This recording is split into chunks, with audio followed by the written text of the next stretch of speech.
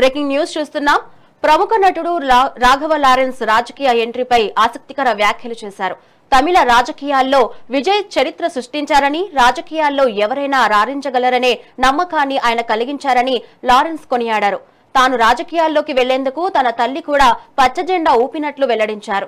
అయితే రాజకీయాల్లోకి రావడంపై పూర్తి స్థాయిలో ప్రజల అభిప్రాయాన్ని సేకరిస్తానని లారెన్స్ స్పష్టం చేశారు. ప్రజలు ఆమోదిస్తేనే తాను రాజకీయాల్లోకి వస్తానని, ఒకవేళ ప్రజలు కాదంటే మాత్రం రాజకీయాలకు పూర్తిగా దూరంగా ఉంటానని లారెన్స్ స్పష్టం చేశారు.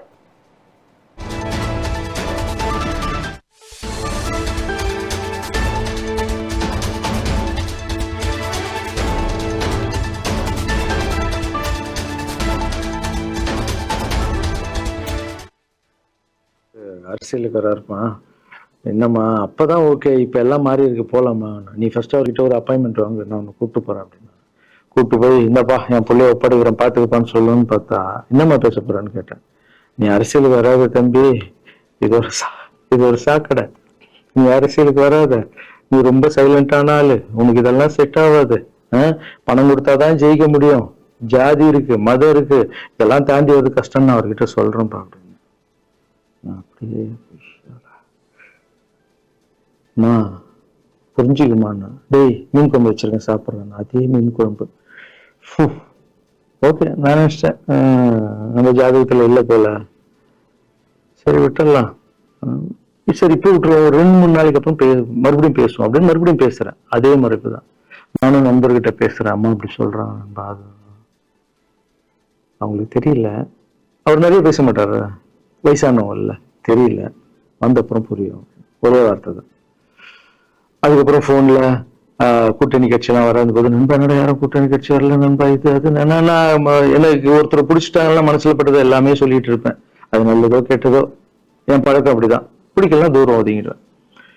அப்படியே போகுது, எலெக்ஷன் வருது, அனௌன்ஸ் பண்றாங்க, எலெக்ஷன் நண்பர் நிக்கிறாரு, ரிசல்ட் அன்னைக்கு டோட்டலா மாறுது எல்லாமே, அப்படியே தலைக்கீழ ஆகுது, புரட்டி போடுறாரு சரித்திரத்தை.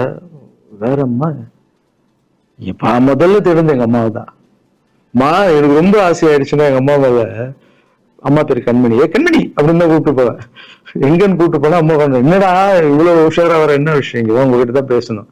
நீ என்னன்னா சொன்ன, பணம் கொடுத்தாதான் ஓட்டு போடுவாங்க, ஜாதி இருக்கு, மதம் இருக்கு, புது ஆளுங்களை வர விட மாட்டாங்க, ஜெயிக்க முடியாது, இதெல்லாம் சொன்னல, நண்பர் ஜெயிச்சிட்டார் பத்தியம்மா, அந்த ஒரே ஒரு முகத்துக்காக ஓட்டு போட்டிருக்காங்க. நம்பிக்கையான ஆள் வந்தா போடுவாங்கம்மா, நல்லவங்க எல்லாம் வரலாமா, புரிஞ்சுக்கம்மா, என்ன விடுமா, இப்ப என்னம்மா சொல்ற அப்படின்னு கேட்டேன். முதல் முறையா அம்மா முகத்துல ஒரு சிரிப்பை பார்த்தேன்.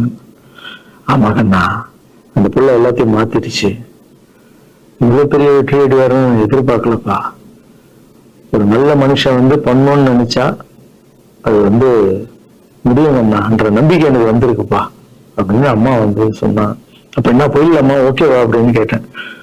போகண்ணா, நீ நினைச்ச மாதிரி பண்ணு அப்படின்னு அம்மா சொன்னோன்னு காலில் சாஷ்டாகமா வந்தேன், தேங்க்யூ சோ மச்மா அப்படின்னு.